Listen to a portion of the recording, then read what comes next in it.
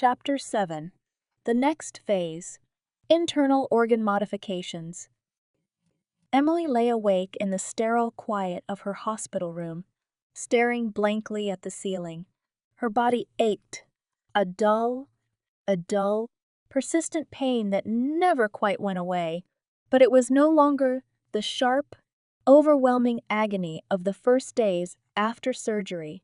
It had been weeks since the skeletal transformations, the reshaping of her spine, the shortening of her legs, the restructuring of her arms and hands into something that resembled paws. The physical therapy had been slow, painful, and exhausting, but she was beginning, just barely, to regain some coordination in this foreign body. Yet, despite the gradual progress, she still felt disconnected from herself, as though she were a passenger in an unfamiliar vessel. Her limbs obeyed her commands, but they didn't feel like her limbs. Every movement, every breath reminded her of how alien her body had become. She was no longer human in any meaningful sense. And yet, the transformation was far from complete. Dr. Shaw entered the room quietly, his footsteps soft against the tile floor. He was always careful to move gently around her, as though he could sense the fragility of her state of mind. Emily had spent countless hours with him over the last few weeks, discussing her psychological state, her fears, her regrets. He had been patient, never pushing her too hard, but always guiding her toward acceptance of what was happening. Today, though his expression was more serious than usual, there was a weight in his eyes that made Emily's stomach twist with anxiety. "Emily," he began, sitting down in the chair beside her bed, "we need to talk about the next phase of the transformation." Her heart skipped a beat. She had known this was coming. Of course, the skeletal changes had been the first step, but they were only the beginning. The real transformation, the one that would truly sever her from her humanity, was about to begin. What's next?" she asked, her voice barely above a whisper. Dr. Shaw sighed, folding his hands in his lap.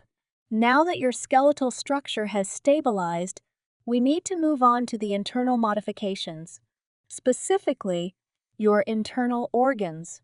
Emily's mind raced, her thoughts spiraling as she tried to process what he was saying. She had known, on an intellectual level, that this was part of the process.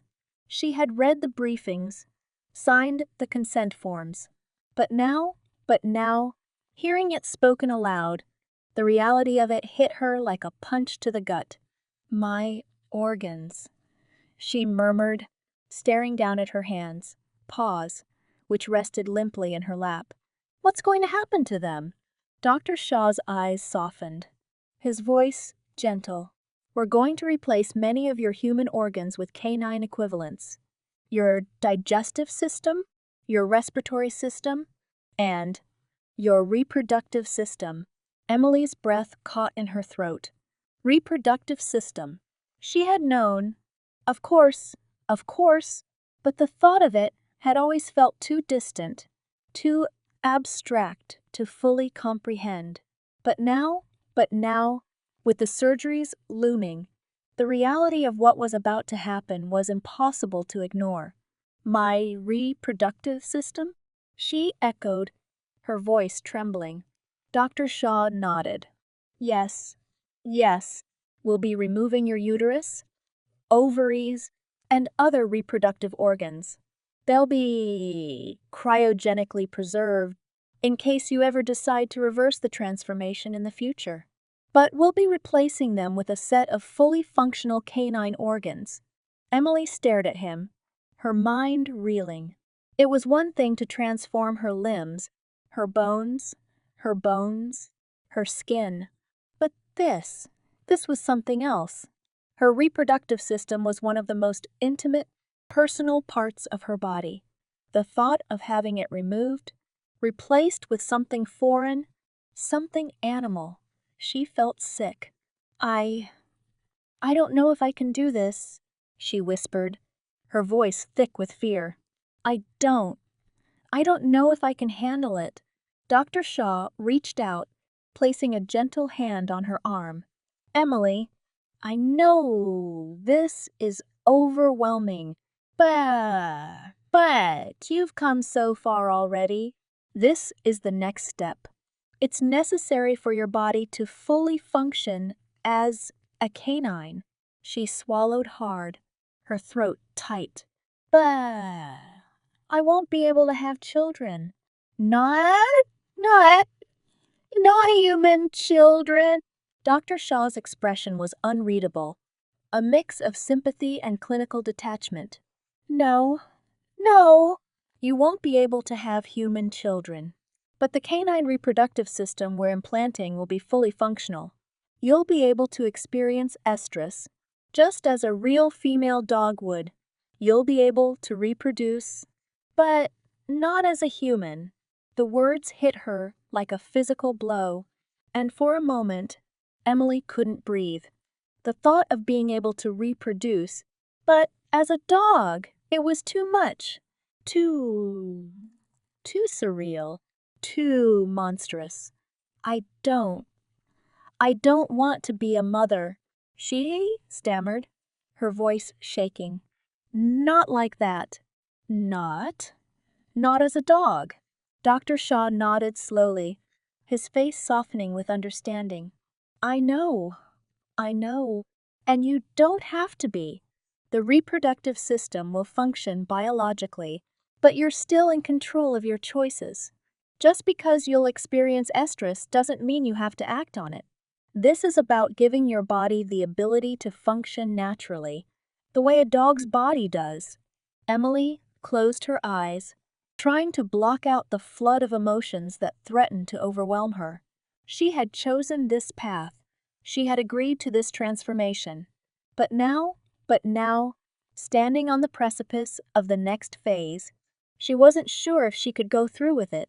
I'm scared, she admitted, her voice barely more than a whisper. Dr. Shaw's hand tightened gently on her arm, his touch offering a small measure of comfort.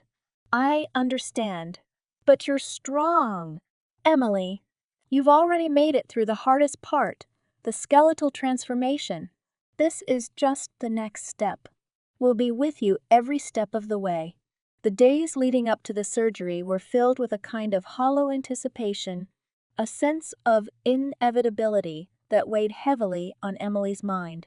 She spent hours in quiet contemplation, staring out the window of her hospital room, watching the world outside go on as if nothing had changed.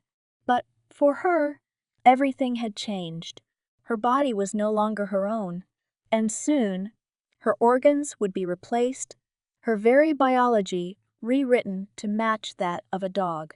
She couldn't help but wonder what her life would have been like if she had never agreed to this. If she had chosen to remain human, to live in her old body with all its imperfections and limitations. Would she have been happier? Would she have found peace in her humanity? Or would she have continued to feel that nagging sense of incompleteness, that desire to be something else, something more? But it was too late for those questions now. She had made her choice, and there was no turning back. The night before the surgery, Dr. Shaw visited her one last time. He sat beside her bed, his expression calm but serious. Emily, I want to make sure you understand what's going to happen tomorrow, he said, his tone gentle but firm. This surgery is different from the skeletal modifications. Your internal organs are more delicate, more complex. The procedure will be longer, and the recovery will be more difficult. Emily nodded, her heart pounding in her chest. She had been preparing herself for this moment, but now that it was here, she could feel the fear creeping in, gnawing at the edges of her resolve. What happens if something goes wrong? She asked, her voice trembling. Dr. Shaw hesitated for a moment, then sighed.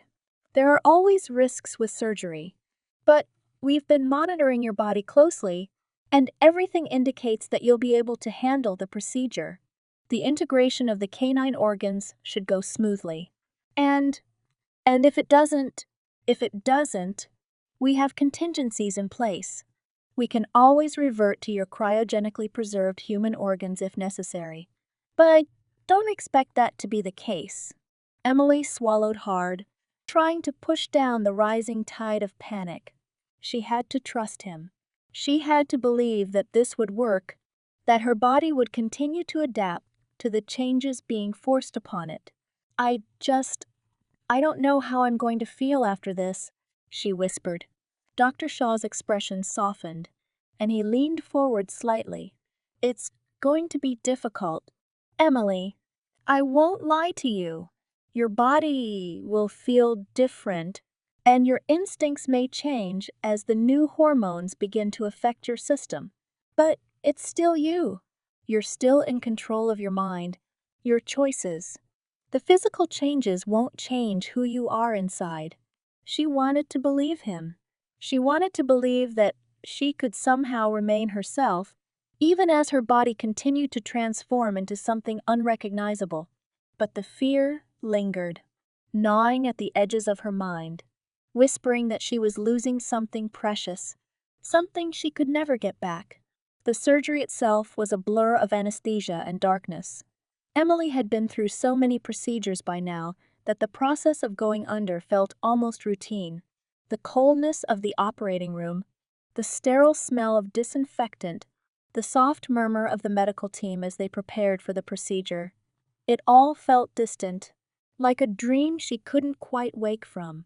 She closed her eyes as the anesthesia took hold, her mind drifting into the comforting void of unconsciousness.